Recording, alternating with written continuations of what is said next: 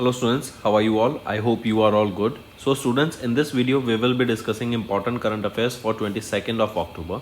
In this video, a total of 15 important current affairs will be discussed of utmost importance for your competitive exams. In this video students, we will be talking about cabinet approvals. Here we will be talking about NABARD that has released the second All India Rural Financial Inclusion Survey for 21-22. Then we will be talking about Hindustan Aeronautics Limited, that is HAL, which has become the 14th Maharatna CPSC. Then we will be talking about ANRF that has launched the two initiatives, that is PME CRG and Maha EV mission. We will be discussing all these things in detail, so stay tuned with us till the end. Also students, if you are new to our channel and haven't subscribed to us, do subscribe, as we are one-stop solution for current affairs. The content we provide on daily basis is top-notch and it will be very beneficial for your competitive exams. Welcome to Affairs Cloud. My name is Vikas Rana. We are one-stop solution for current affairs. You can find our Crack Current Affairs course on our application exclusively for current affairs, where you will be getting daily, weekly and monthly current affairs on regular basis. You can use code VIKAS10 to get additional 10% discount while purchasing the course. This video is available both in English and Hindi. The timestamp for both English and Hindi are mentioned in the description of each video. You can contact us on the number provided or mail provided. Also follow us on Telegram and Instagram, and the link for the same is provided in the description of each video.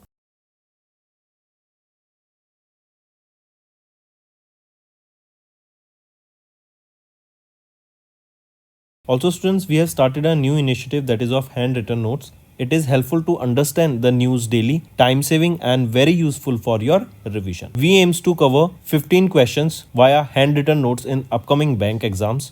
These handwritten notes are available on daily current affairs content PDF at our mobile application and website careerscloud.in. Only our Crack Current Affairs subscribers will be able to access these handwritten notes. A sample PDF of the handwritten notes will be available in the description. So students, first we are talking about national affairs, right? Union Cabinet, it is chaired by whom? Union Cabinet, it is chaired by Prime Minister Narendra Modi. And for Prime Minister Narendra Modi, this is the third consecutive time that he became the Prime Minister, and this is the 18th Lok Sabha we are talking about, right? First thing you need to remember is that for the government employees, the DA, that is dearness allowance, has been increased by 3% for this second half, right? And DR, that is your dearness relief, it is for pensioners and it has also been increased by 3%, right? So first thing that you need to remember is about the government employees dearness allowance that has been increased by 3%. Then second thing you need to remember is about Varanasi Pandit Deen Dayal Upadhyay multi-tracking projects. This is the multi-tracking project of the Ministry of Railways, which has been established with a cost of 2642 crore rupees. So the project is Varanasi Pandit Deen Dayal Upadhyay multi-tracking project, right? Third thing that you need to remember is about PM Asha. What is PM Asha? PM Asha is Pradhan Mantri Annadata Aay Sanrakshan Abhiyan. This is basically to support the farmers and control the price volatility, right? And for this 35,000 crore rupees has been allocated for PM Asha. Here you can see 35,000 crore rupees has been allocated. Next thing, remember, Cabinet Committee of Economic Affairs has approved the increase in the minimum support price, that is your MSP for Rabi crops, right? If we are talking about the MSP for Rabi crops for FY26 marketing season, let me show you here the the Rabi crops, right? So MSP here is for wheat, it is 150, barley, gram, lentil, right, mustard, safflower, and here you can see the MSP for all the Rabi crops here. Coming back students, now let's go through this one by one. First we are talking about the additional installment of 3% of DA has been approved. Next is Varanasi Pandit Deen Dayal Upadhyay multi-tracking project. It is of Ministry of Railways and the budget here is 2642 crore rupees.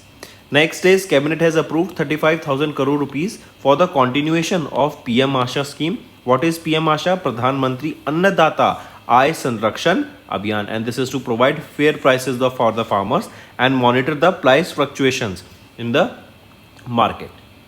Right? Moving on. Next is NABARD. NABARD has released the second All India Rural Financial Inclusion Survey NAFIS for 21-22. So we are talking about a survey. This survey is for the rural areas, right? This survey we will be talking about the income, the household income, the savings, right? Education and so on. Correct? It has been released by whom? It has been released by NABARD. This question can be asked. Who released the second All India Rural Financial Inclusion Survey NAFIS? It has been released by NABARD. This is the second edition of this survey, and this data basically it provides this survey provides the data of 1 lakh rural households that are covering various economic and financial aspects after COVID-19. Right? If we talk here about the data here, you can see the average monthly income of the households has witnessed an increase of 57.6% over the last 5 years. In 2016-17, it was 8,059 rupees, whereas it has increased to 12,698 rupees in 21-22. This is the average monthly income. Second is the average monthly expenditure of rural households has also significantly increased in the last 5 years. Earlier, when a family used to spend 6,646 rupees in 2016-17, it has been increased to 11,262 rupees in FY 21-22. Apart from this, if we talk about some other data, for example, if we are talking about the financial saving, in 2016 saving, a family used to save almost 9,000 rupees, which has increased to 13,000 in 21-22. Next is NAFIS 21-22. So first thing, remember, if we are talking about this NAFIS, right? This is a national level survey. It is conducted by Department of Economic Analysis and Research, that is DEA, NABARD, that is Mumbai, Maharashtra. The survey has covers 10,000 villages, block, 710 districts in the villages and 28 states and union territories of even including Jammu and Kashmir and Ladakh. It has covered rural and semi-urban areas of the country that includes tier 3 to tier 6. Right? Moving on. And here you can see the average monthly income we just saw. Then we saw about the average monthly expenditure.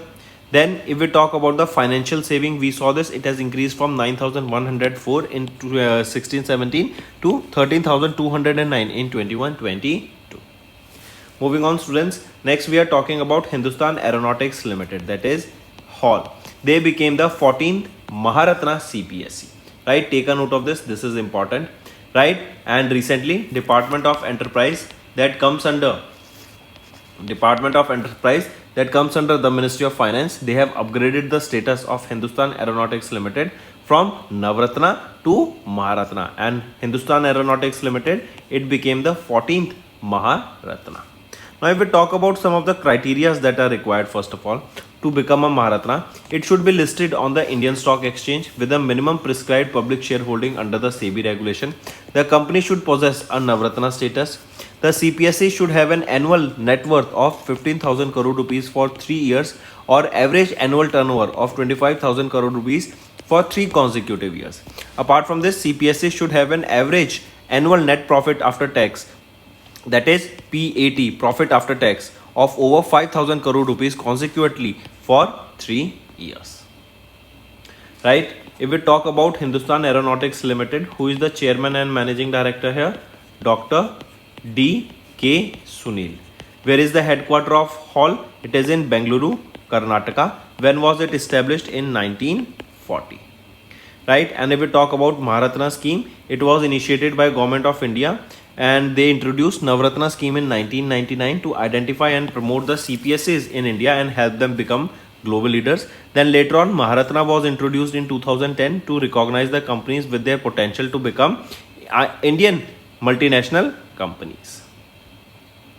Moving on.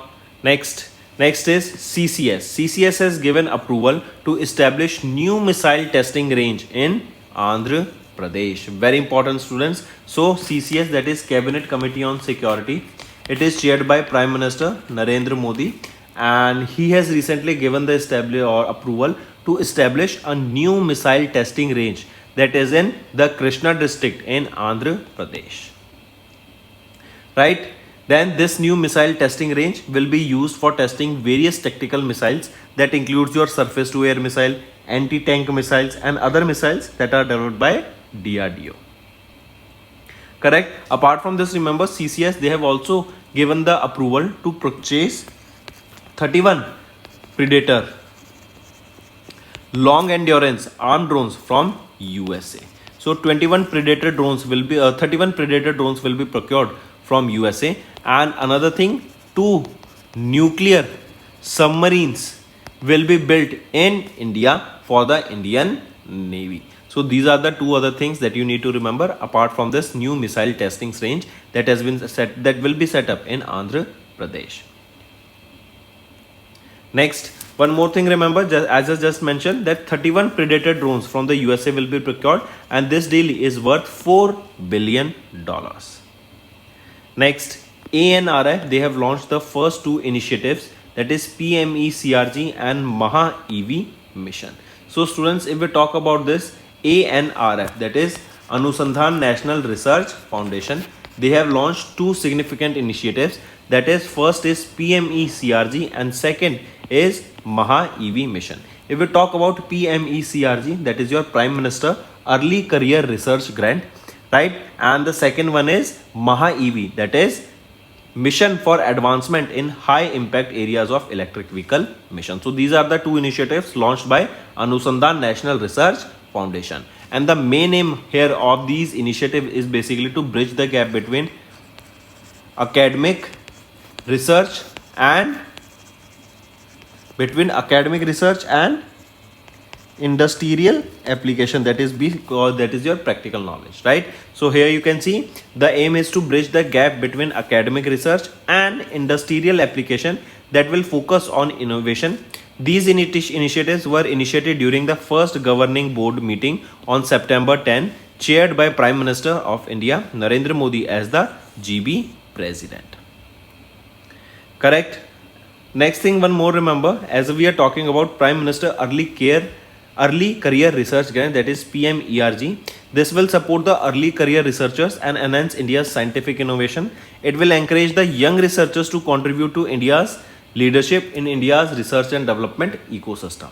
The next thing is, remember about the Maha-EV mission, that is Mission for Advancement in High Impact Areas, and it is basically to promote the electric vehicle adoption, battery manufacturing, right, critical minerals production, and apart from setting up the proper ecosystem for charging stations for electric vehicle.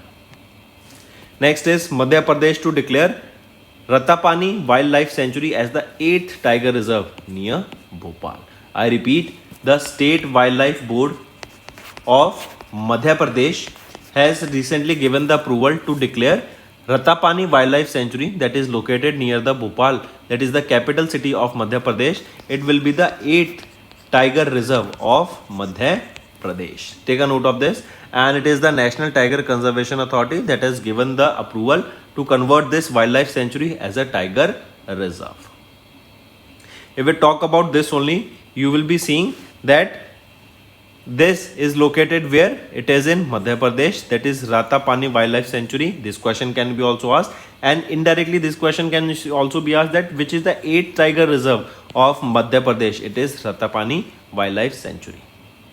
Moving on, IOCL and Nepal Oil Corporation, they have signed a business-to-business framework agreement to develop petroleum infrastructure in Nepal. I repeat, IOCL, that is Indian Oil Corporation Limited, and Nepal Oil Corporation, they have signed a business-to-business framework agreement for the development of petroleum infrastructure in Nepal with a total investment of around 15 billion rupees. Right? And this will be a 50-kilometer long petroleum pipeline that will be constructed from Siliguri in India to Charali in Nepal. Moving on, next we are talking about international affairs. 129 million Indian lives in extreme poverty in 2024 as per the data released by World Bank. So recently a report was released by World Bank This report talks about the poverty. This report talks about prosperity, right? And it stated that in our country, India, there are approximately 129 million citizens that are living in extreme poverty, as they are surviving on less than 180 rupees per day. On less than 180 rupees per day. This turns out to be 2.15 US dollar. Correct? And this is a significant decline from 431 million in 1990, yet the challenges remain same. We are seeing the high poverty growth in India. Also, individuals are classified as extremely poor if they are earning less than 180 rupees per day. On the other hand, the threshold for the poverty has increased to $6.85, that is around 576 rupees for middle income countries, result in more individuals below this line. Correct? So in simple terms, we can say that in India, there are more than 129 million Indians that are living in poverty. To give you an idea, 1 million is equal to 10 lakh, and we are talking about 129 million people that are living in extreme poverty, right? And extreme poverty is what? When the people are earning even less than 180 rupees per day. There is a global scenario also, students, right? Approximately 700 million people globally, they live on less than $2.15 per day. Moving on. Next is IRENA. They have released a report for 2023, that is 2023 was a record breaking milestone for solar power generation. So what is IRENA? It is International Renewable Energy Agency. They have recently collaborated with International Labour Organization, right? And they have collaborated this for basically talking about the solar energy. And this report states that the amount of solar generation was highest in 2023, and in consider it like this, that we are developing a sector, right? Because solar energy is completely new for us, and we are heavily betting on solar energy, wind energy, right? Renewable sources of energy. So whenever such a sector is being developed, more jobs will be created here, right? There will be demand for new skills, there will be demand for laborers in this sector, so that this sector can grow, right? And this sector, this, or we can say this year 2023, it was the record breaking year for solar power generation. If we talk about China alone, you can see here, China alone, they constituted 63% of the new photovoltaic capacities added in 2023. Year 2023 witnessed the largest ever increase in the jobs in the renewable energy sector from 13.7 million in 2022 to 16.2 million in 2023. If we talk about IRENA, where is the headquarter of IRENA? It is in Abu Dhabi. It is in UAE.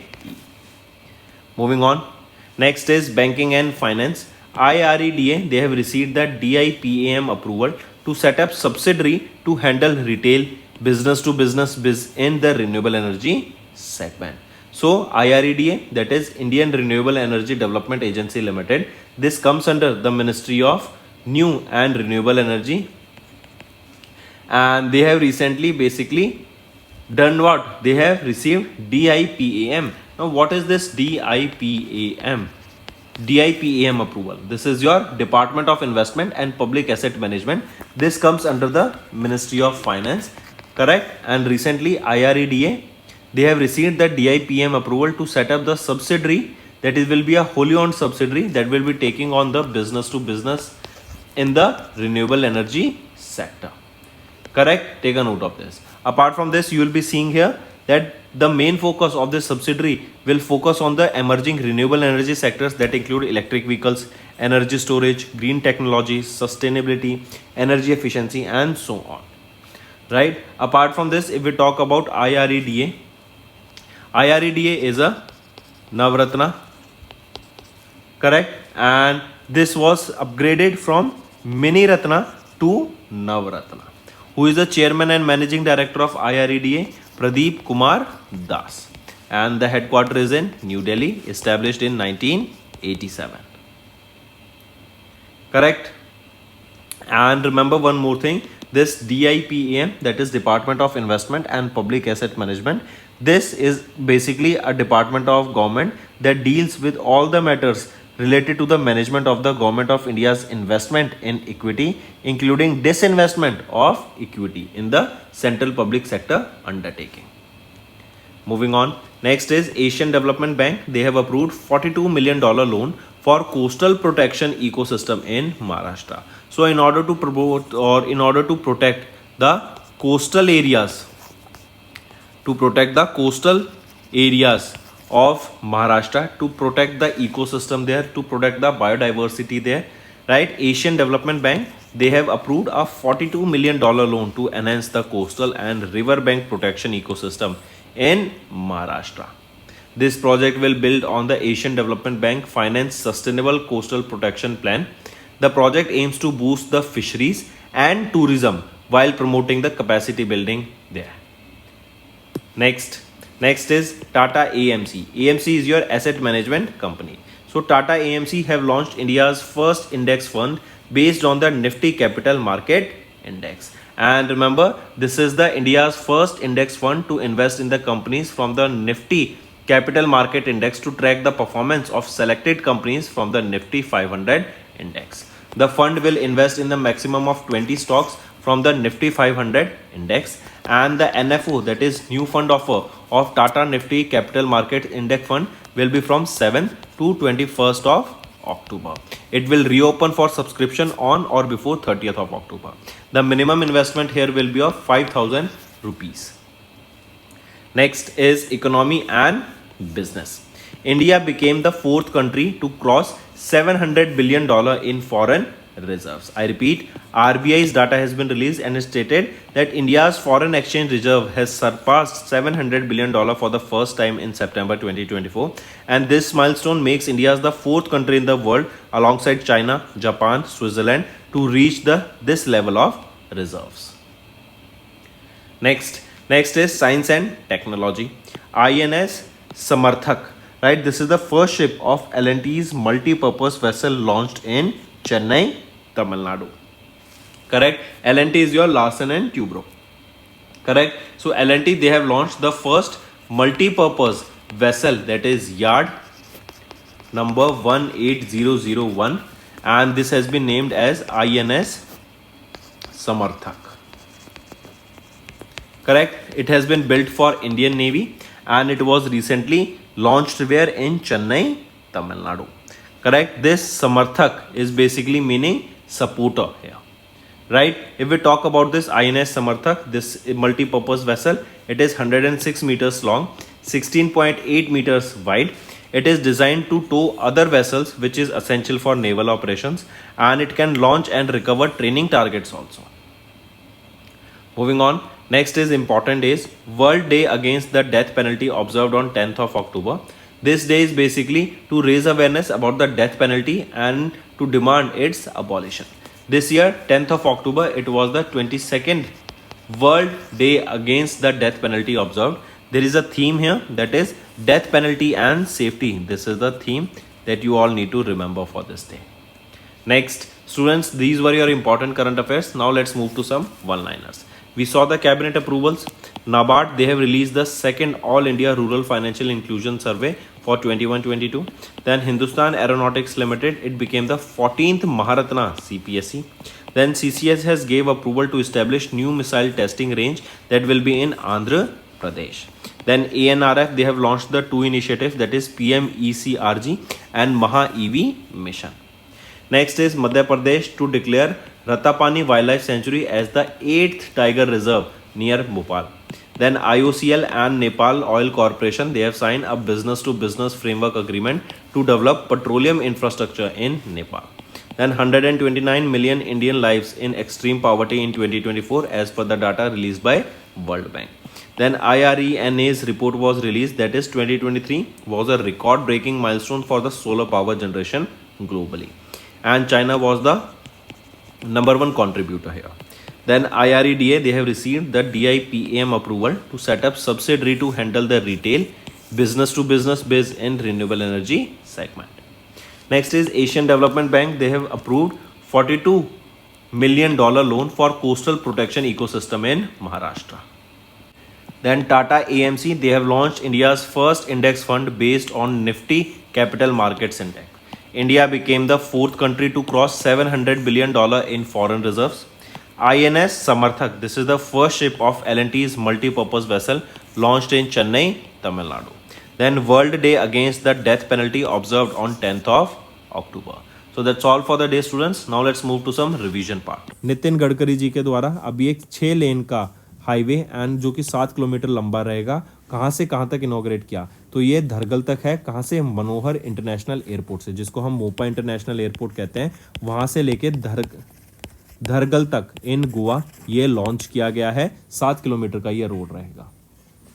Next, किस ministry ने recently cap किया interest equalisation को eight 1.66 crore rupees पर IEC importer exporter code for the period 1 जुलाई से 31 अगस्त तक। तो ये रहेगी ministry of commerce and industry के द्वारा कैपिंग की गई है।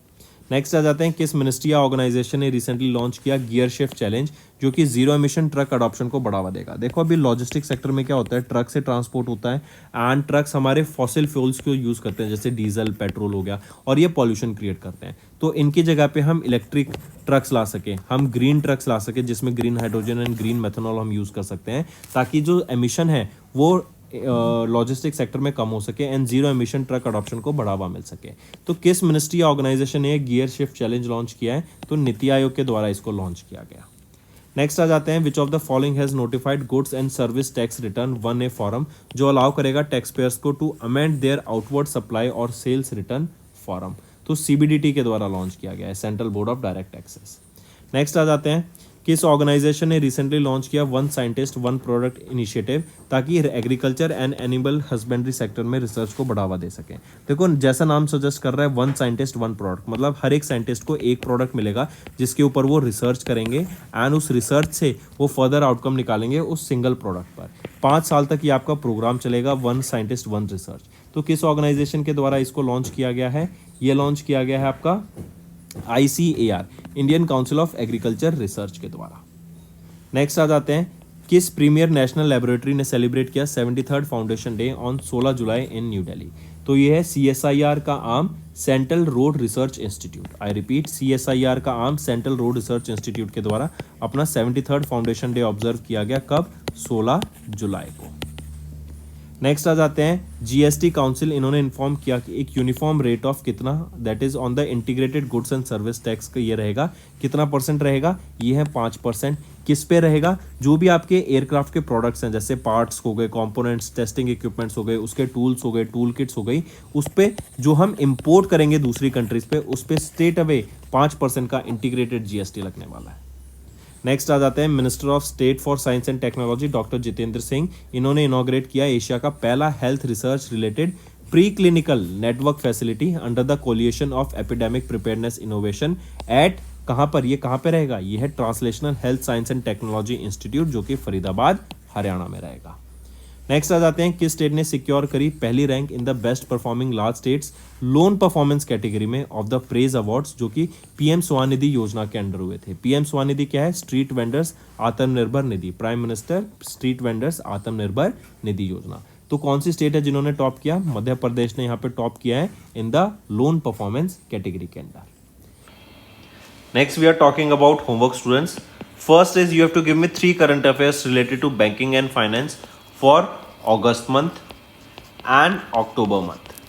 Then second, you have to name the mini moon that is revolving around the earth and that will be in the orbit for 55 days. What is the name of this mini moon? Third thing, you have to tell me recently who has been named as the brand ambassador for the Ministry of Port, Shipping and Waterways. So these are your 3 homework questions, students. If you find the session interesting, do hit the like button and do subscribe to us if you are new to our channel. Also, students, if you are new here, right, I want to give you an insight that the content we provide on daily basis is top notch. It is one of the best content on YouTube that you will be getting here. It will be helping you in your competitive exams, as well as it will help you to understand your basic concept and daily understandings of the news, current affairs that is happening all around the world. Right? Now students, let's move to the Hindi segment of this video. Hello students, तो आज की video में हम 22 अक्टूबर के important current affairs discuss करेंगे। ये session काफ़ी important रहेगा सभी कॉम्पिटिटिव एग्जाम के लिए जो बच्चे प्रिपेयर कर रहे हैं, एज वेल एज जो डेली बेसिस पे आप दुनिया में क्या हो रहा है वो जानना चाहते हैं, तो भी आप हमारी वीडियो देखिए, आपको बहुत कुछ सीखने को मिलेगा। आज की वीडियो में 15 इंपॉर्टेंट टॉपिक्स रहेंगे जिनके ऊपर हम बात करेंगे। हम बात करेंगे कैबिनेट अप्रूवल्स के बारे में, हम बात करेंगे all India rural financial inclusion survey के बारे में, हम बात करेंगे किस ऑर्गेनाइजेशन को अभी महारत्ना घोषित किया गया है। देन हम बात करेंगे एक नए मिसाइल टेस्टिंग रेंज की जो कि आंध्र प्रदेश में सेटअप किया जाएगा। एंड अनुसंधान नेशनल आरएफ के द्वारा 2 इनिशिएटिव्स यहाँ पर लॉन्च किए गए हैं। वो कौन से इनिशिएटिव्स हैं, क्या उनका मोटो रहेगा, उन चीज़ों को हम डिस्कस करेंगे। एंड तक बने रहिएगा। ऑल्सो स्टूडेंट्स, अगर आप हमारे साथ नए जुड़े हैं एंड अभी तक सब्सक्राइब नहीं किया है तो जल्द से जल्द जाके सब्सक्राइब कर लीजिए। We are one stop solution for current affairs. Welcome to Affairs Cloud. My name is Vikas Rana. We are one-stop solution for current affairs. You can find our Crack Current Affairs course on our application exclusively for current affairs, where you will be getting daily, weekly and monthly current affairs on regular basis. You can use code VIKAS10 to get additional 10% discount while purchasing the course. This video is available both in English and Hindi. The timestamp for both English and Hindi are mentioned in the description of each video. You can contact us on the number provided or mail provided. Also follow us on Telegram and Instagram, and the link for the same is provided in the description of each video.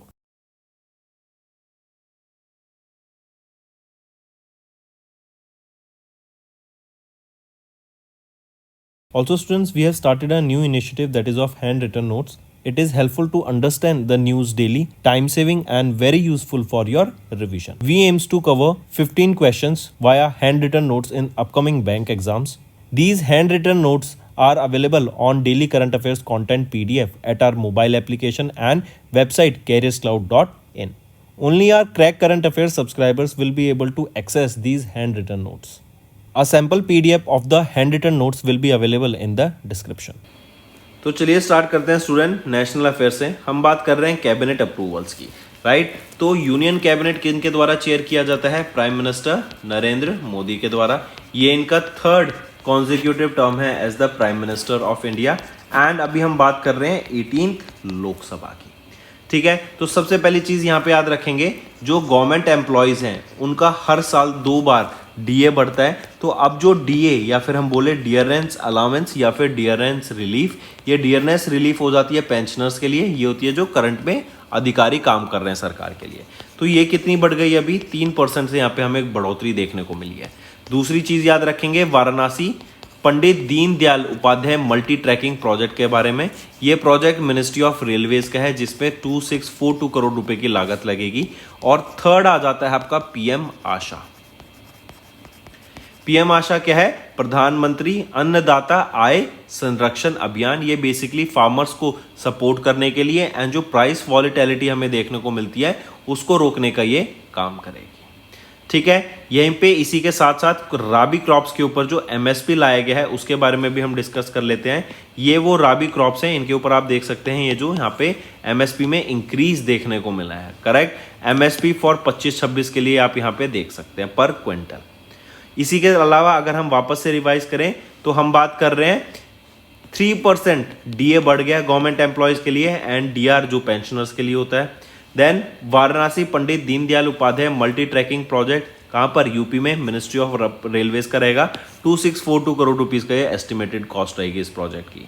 Then cabinet ने approve किया 35,000 करोड़ रुपए for the continuation of PM Asha scheme, जो कि basically क्या है, जो भी fluctuations है, वॉलिटिलिटी है फार्मर्स के गुड्स में, प्राइसेस में, जो वेजिटेबल्स में, राइट, उसको रोकने के लिए एंड फार्मर्स को यहाँ पे फेयर प्राइस प्रोवाइड कराने के लिए। चलिए स्टूडेंट्स, नेक्स्ट पे आ जाते हैं नाबार्ड।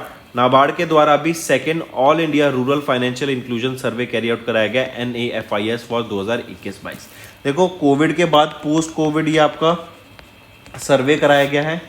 ये जो सर्वे की हम बात कर रहे हैं ये 2nd एडिशन रहेगा इस सर्वे का, ऑल इंडिया रूरल फाइनेंशियल सर्वे। ये आपके रूरल एरियाज में कितने लोग अर्न कर रहे हैं, कितनी सेविंग हो रही है, कितनी स्पेंडिंग हमें देखने को मिल रही है उनके द्वारा, राइट। इन सारी चीज़ों के ऊपर यहाँ पे बात की गई है। जैसे फॉर एग्जांपल अगर हम बात करें तो जो एवरेज मंथली इनकम है वो कितनी थी 2016-17 में, वो थी 8,059 रुपीज़ एंड अभी उसमें 57.6% का ग्रोथ देखने को मिला टू 12,698 इन 21-22। वहीं पे अगर हम बात करें एवरेज मंथली एक्सपेंडिचर के बारे में, ये तो थी इनकम, अब आ जाते हैं हम एक्सपेंडिचर के बारे में, वो भी बढ़ गया है।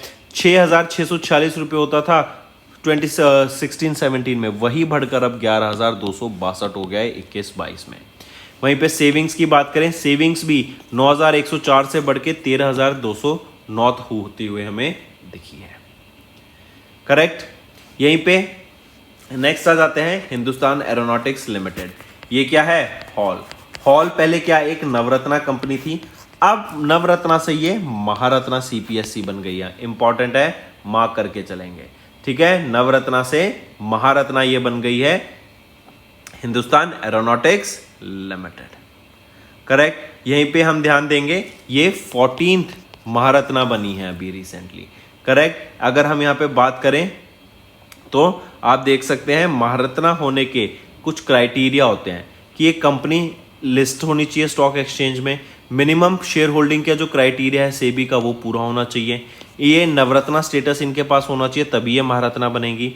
जो एनुअल नेटवर्थ होनी चाहिए 15,000 करोड़ रुपए फॉर लास्ट 3 ईयर्स और average annual turnover of 25,000 crore consecutively for 3 years. वहीं पे CPSC should have an average annual net profit after tax, जो पैट होता है प्रॉफिट आफ्टर टैक्स, वो होना चाहिए 5,000 करोड़ से ज़्यादा कॉन्सिक्यूटली फॉर 3 ईयर्स। जो महारत्ना स्कीम होती है ये सबसे पहले याद रखेंगे गवर्नमेंट ऑफ इंडिया के द्वारा 1997 में नवरत्ना लाया गया था ताकि इंडियन कंपनीज को ग्लोबल लीडर बनाया जा सके। फिर इन्होंने सरकार के द्वारा महारत्ना लाया गया 2010 में कि महारत्ना क्या है, बेसिकली इंडियन मल्टीनेशनल कंपनीज ये बन सके, इंडिया को मल्टी MNCs यहाँ पे बनाए जा सके, इंडिया से MNCs यहाँ पे हम बना सके जो ग्लोबल में जाए। ठीक है, तो आप देख सकते हैं यहाँ पे हिंदुस्तान एरोनॉटिक्स लिमिटेड अब 14th महारत्ना बन गई है।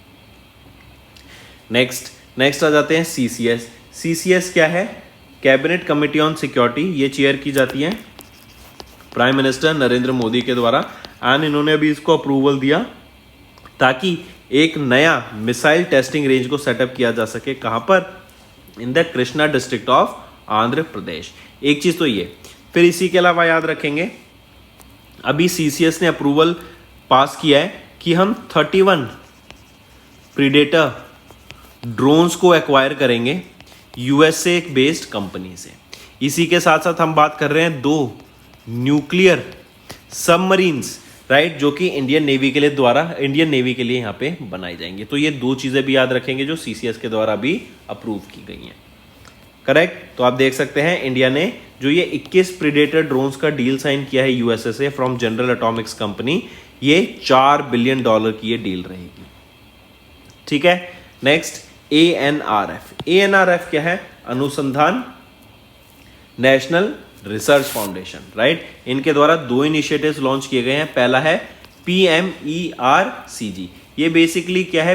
Prime minister early career research grant, basically young Indians को हेल्प करने के लिए ये लॉन्च किया गया कि वो अपने करियर को चूज कर सकें एंड फोकस उनका रिसर्च एंड इनोवेशन की तरफ रह सके एंड इंडिया को ग्लोबल लीडर बनाने में ये अपना रोल प्ले अदा करें in being the field of science and technology. तो ये है prime minister early career research grant. दूसरा आ जाता है महा EV मिशन, जैसे आप नाम से सुन रहे हैं, mission for advancement in high impact areas, जो कि है इलेक्ट्रिक व्हीकल्स को प्रमोट करने के लिए एट डोमेस्टिक लेवल, राइट, ताकि उनकी प्रॉपर एक इकोसिस्टम बन सके, इंफ्रास्ट्रक्चर सेटअप किया जा सके, चार्जिंग स्टेशंस बन सके, बैटरी डिस्पोजेबल यूनिट सेटअप किए जा सके, राइट। तो प्रॉपर एक इकोसिस्टम के लिए ये महा EV मिशन यहाँ पे लॉन्च किया गया। तो किनके द्वारा ये 2 मिशन लॉन्च किए गए हैं? अनुसंधान नेशनल रिसर्च फाउंडेशन के द्वारा।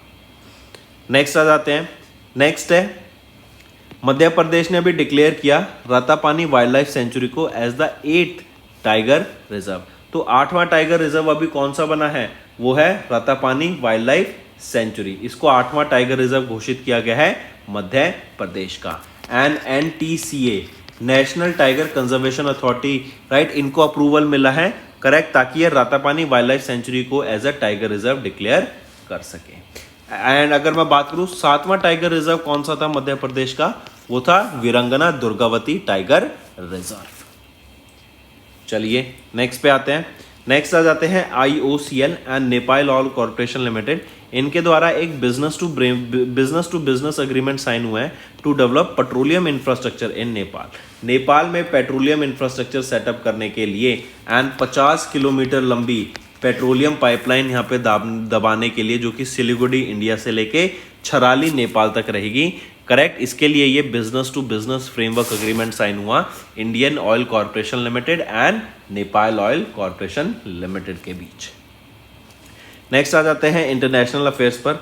अभी वर्ल्ड बैंक इनके द्वारा एक रिपोर्ट रिलीज की गई पॉवर्टी के ऊपर, राइट। तो इन्होंने रिपोर्ट में बताया कि इंडिया में देयर आर 129 मिलियन लोग ऐसे हैं जो कि एक्सट्रीम पॉवर्टी में जी रहे हैं। देखो पॉवर्टी किसे कहते हैं, जब आप 180 रुपये कमा रहे होते हैं, करेक्ट, सालाना दिन के, सॉरी नॉट सालाना, आप per day, right. Extreme poverty होती है कि आप 180 रुपये से भी कम कमा रहे हैं दिन के, तो वो एक्सट्रीम पॉवर्टी हो जाती है। 180 रुपये आ जाते हैं $2.15, राइट। अगर आप $2.15 से भी नीचे अगर आप डेली अर्न कर रहे हैं, मतलब 180 रुपये से भी नीचे हम कर रहे हैं, तो आप पॉवर्टी में आ जाते हैं, करेक्ट। एंड इंडिया में देर आर 129 मिलियन इंडियंस ऐसे हैं that are living below poverty, ठीक है। अगर ग्लोबल सिनेरियो की मैं बात करूं तो ग्लोबली 700 मिलियन लोग ऐसे हैं, राइट। 700 मिलियन लोग ऐसे हैं जो कि बिलो पॉवर्टी जी रहे हैं, जो कि 2.15 रुपीज या $2.15 पर डे से कम कमा रहे हैं। चलिए नेक्स्ट आ जाते हैं IRENA's report 2023 was a record breaking milestone for solar power generation. IRENA क्या है? IRENA international renewable energy agency, right. इन्होंने कोलैबोरेट किया इंटरनेशनल लेबर ऑर्गेनाइजेशन के साथ। देखो सबसे पहले तो इसको ऐसे समझो कि आप एक नया सेक्टर डेवलप कर रहे हैं पूरा, right. Solar energy, wind energy, तो रिन्यूएबल एनर्जी सेक्टर को हम ग्रो कर रहे हैं, राइट। तो हम देखेंगे कि इसमें जो जॉब्स जनरेशन है ना वो भी बढ़ेगी। जैसे जैसे आपकी डिमांड आएगी सेक्टर में, जैसे फिर इनको स्किल लेबर चाहिएंगे, मशीन्स को चलाने के लिए लोग चाहिएंगे, राइट। उनकी रिपेयरमेंट के लिए लोग चाहिएंगे, करेक्ट। उस स्किल से रिलेटेड लोगों की यहाँ पे रिक्वायरमेंट बढ़ेगी। तो ये है आपका IRENA की रिपोर्ट 2023 की, that was a record breaking milestone for solar power generation, ठीक है। तो यहाँ पे क्या कह रहा है, 2023 में सबसे ज्यादा सोलर एनर्जी जनरेशन हमें देखने को मिली एंड चाइना ने अलोन 63% यहाँ पे कंट्रीब्यूट किया by generating 216.9 gigawatt of new photovoltaic capacities, जो 2023 में ऐड की गई। यहीं पे आप जॉब का डाटा भी देख सकते हैं कि जो जॉब्स थी रिन्यूएबल एनर्जी सेक्टर में, उसमें ग्रोथ हमें देखने को मिली। 2023 में अगर हम देखें तो 16.2 मिलियन जॉब्स थी, वहीं पे अगर 2022 में 13.7 मिलियन जॉब्स हमें देखने को मिली थी। नेक्स्ट आ जाते हैं बैंकिंग एंड फाइनेंस पर। अभी IREDA इनको रिसीव हुआ DIPAM का approval to set up a subsidiary to handle retail business to business operations in the renewable energy sector. तो IREDA क्या है? International renewable energy development agency. I repeat, not international, Indian renewable energy development agency, IREDA। ये आपकी ministry of new and renewable energy के under आती है, right. इनको यहाँ पे DIPAM का अप्रूवल मिला है। DIPAM क्या है? ये मिनिस्ट्री ऑफ फाइनेंस का एक आर्म है। DIPAM, department of investment and public asset management. तो ये DIPAM काम क्या करता है? गवर्नमेंट ऑफ इंडिया कहाँ पे किस इक्विटी में इन्वेस्ट करेगी, किस इक्विटी में डिस इन्वेस्ट करेगी, उसका ध्यान ये आपका DIPAM देता है। तो IREDA को अप्रूवल मिला, DIPAM अप्रूवल मिला टू सेटअप सब्सिडरी जो हैंडल करेगा retail and business to business operations in the renewable energy sector. IREDA की मैं बात करूं तो ये पहले मिनी रत्ना था, फिर ये बढ़ के नवरत्ना हो गया, राइट। ये भी मार्क करेंगे। IREDA के जो चेयरमैन एंड मैनेजिंग डायरेक्टर हैं वो कौन है? प्रदीप कुमार दास। 1987 में इसको एस्टेब्लिश करा गया था। नेक्स्ट, एशियन डेवलपमेंट बैंक ने भी अप्रूव किया $42 मिलियन का loan for coastal protection ecosystem in Maharashtra.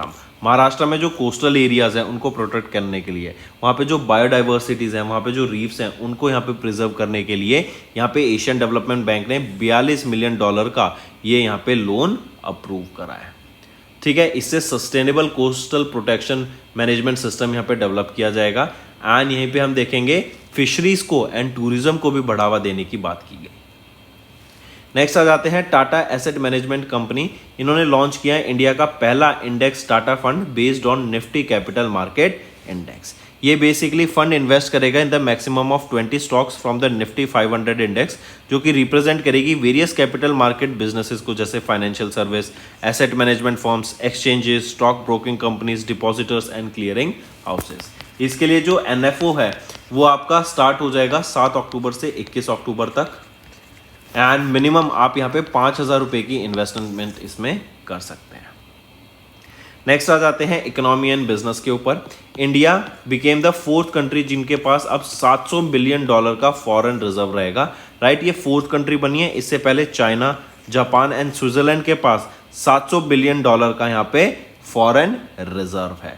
Foreign reserve basically क्या होता है कि आप इतना पैसा सरकार के पास है, गोल्ड रिजर्व्स में है, राइट, फॉरेन करेंसी एसेट्स में है, काफ़ी सारी चीज़ों में है जो कि वो यूज़ कर सकती हैं फर्दर, राइट, टू स्पेंड, ये स्पेंड करने के लिए। ये आपका डॉलर में, यूरो में, पाउंड स्टर्लिंग, जैपनीज येन में ये वैल्यू आपकी देखने को मिलती है। मतलब कंबाइन यहाँ पे इतना हमारा फॉरेन रिजर्व है जो टोटल है $700 बिलियन का। नेक्स्ट आ जाते हैं साइंस एंड टेक्नोलॉजी पर। INS समर्थक ये पहला शिप है L&T का, जो कि एक मल्टीपर्पज वेसल रहेगा, MPV रहेगा, जिसको अभी चेन्नई तमिलनाडु में लॉन्च किया गया है। ये है यार्ड नंबर, इसका क्या रहेगा, यार्ड नंबर 18001। ये है INS समर्थक,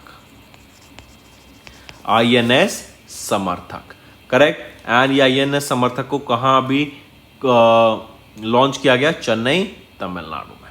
समर्थक का मतलब होता है सपोर्टर।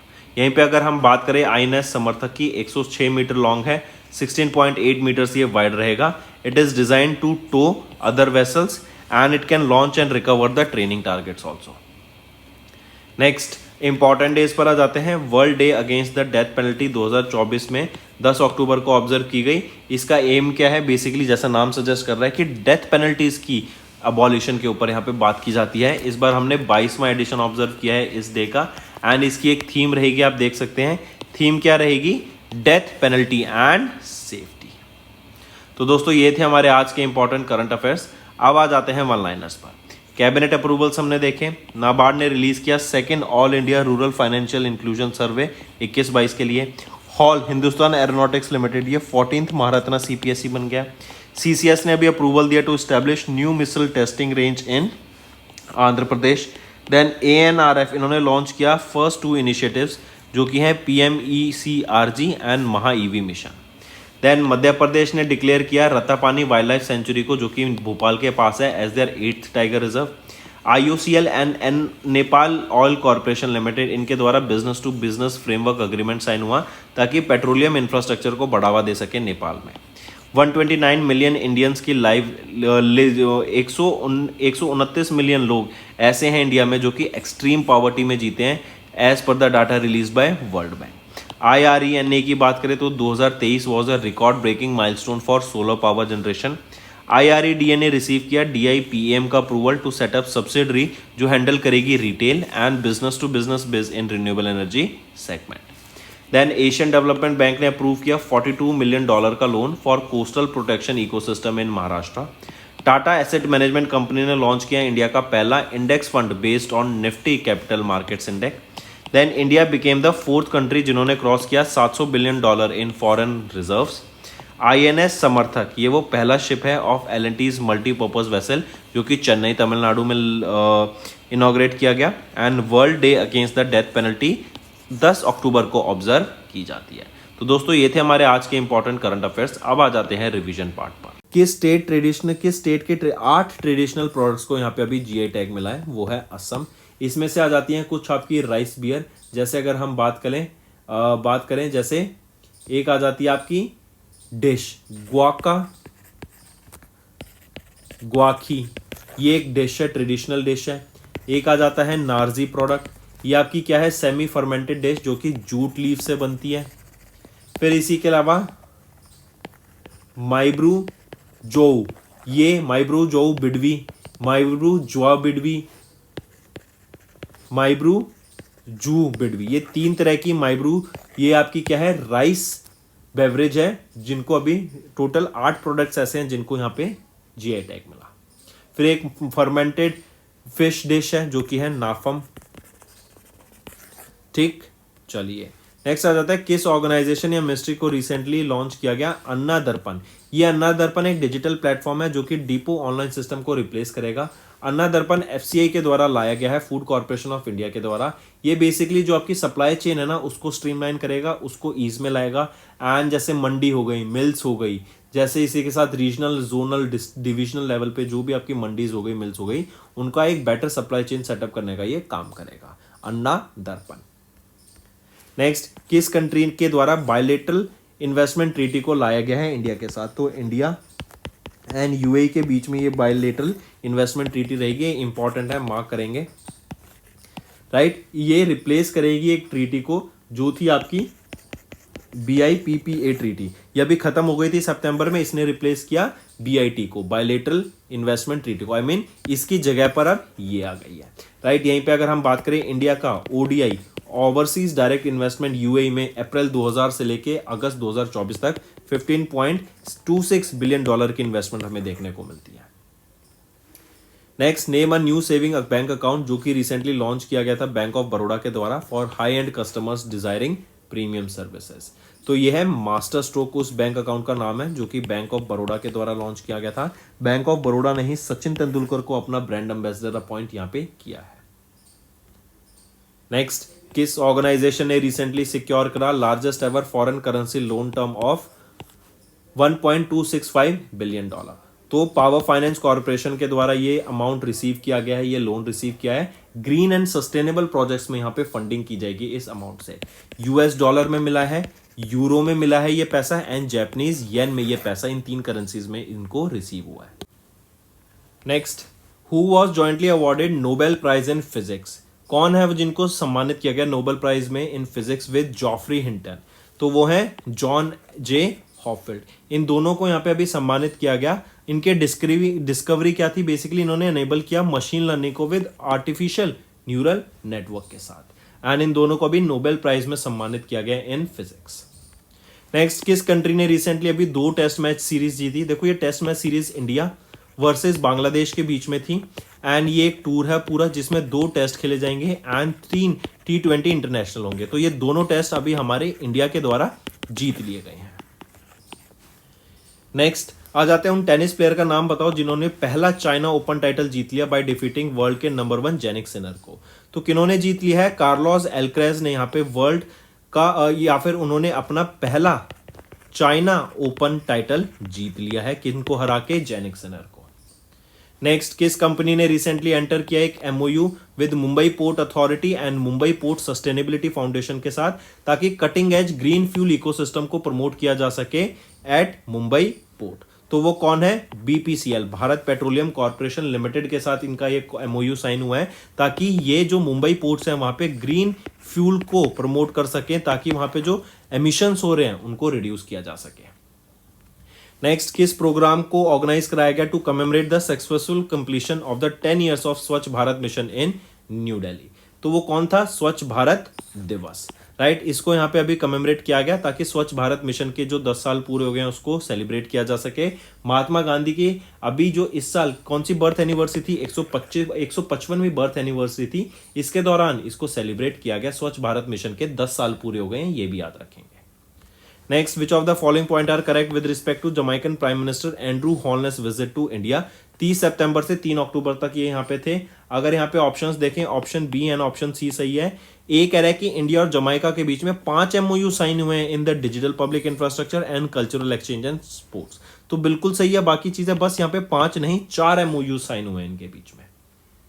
नेक्स्ट, किस एयरलाइन ने अभी रिसेंटली पार्टनर किया है SBI कार्ड के साथ, ताकि 2 SBI card and payment service limited के साथ, ताकि 2 को ब्रांडेड क्रेडिट कार्ड जिनका नाम है Kris Flyer SBI card and Kris Flyer SBI card apex, इन दोनों को लॉन्च किया जा सके। तो किस एयरलाइन ने पार्टनर किया SBI cards and Paytm service limited के साथ मिलकर? वो है सिंगापुर एयरलाइंस। एंड ये दो कार्ड आपके American Express and Mastercard platform पर वर्क करेंगे। नेक्स्ट, इनमें से आपको बताना है किनको अवार्ड किया गया Nobel prize in chemistry by Royal Swedish Academy of Science. तो तीनों को यहां पे सम्मानित किया गया है, David Baker, Demis Hassabis and John Jumper को। एंड इनको सम्मानित किया गया for the discovery for computational protein design. David Baker को इनको था for computational protein design, and Demis Hassabis and John Jumper को इनको सम्मानित किया गया for protein structure prediction. Next, किस मिनिस्ट्री ने रिसेंटली पार्टनर किया मिलिट्री कॉलेज ऑफ टेलीकम्युनिकेशन के साथ? ये एमसीटी कहां पर है? ये इंदौर मध्य प्रदेश में है, ताकि इनोवेशन के ऊपर बात की जा सके, रिसर्च एंड डेवलपमेंट के ऊपर बात की जा सके इन डिफेंस एप्लीकेशन या फिर इन डिफेंस सेक्टर। तो कौन सी मिनिस्ट्री है जिन्होंने यहां पर अभी रिसेंटली पार्टनर किया इस एमसीटीई कॉलेज के साथ? यह है ministry of electronics and information and technology. Next, and एक और चीज, यहाँ पे जो ये रिसर्च एंड डेवलपमेंट की जाएगी ना, टॉपिक जैसे artificial intelligence, machine learning, chips, semiconductor design के ऊपर, 5G 6G के ऊपर, राइट, यहाँ पे बात की जाएगी। Next, union minister Nirmala Sitharaman under the ministry of finance, या ये हमारी यूनियन मिनिस्टर है फाइनेंस की, इन्होंने अटेंड किया 9th annual meeting of the board of governors of AIIB, जो कि है एशियन इंफ्रास्ट्रक्चर इन्वेस्टमेंट बैंक। ये कहां पर हुआ था? ये समारकंद उज्बेकिस्तान में निर्मला सीतारमन जी के द्वारा अटेंड की गई थी 25 से 26 सितंबर को। नेक्स्ट, किस स्टेट ने रिसेंटली रिसीव किया $162 मिलियन का ये लोन रिसीव किया है एशियन डेवलपमेंट बैंक से, ताकि वहां पे टूरिज्म डेवलपमेंट की जा सके? तो वो है हिमाचल प्रदेश ने ये लोन रिसीव किया है। यहाँ पे जो पब्लिक प्लेसेस हैं, राइट, उनको यहाँ पे बेटर करने के लिए, राइट, यहीं पे हम देखेंगे एरियाज जैसे मंडी, देन मंडी के अलावा अगर हम बात करें तो आपका हमीरपुर,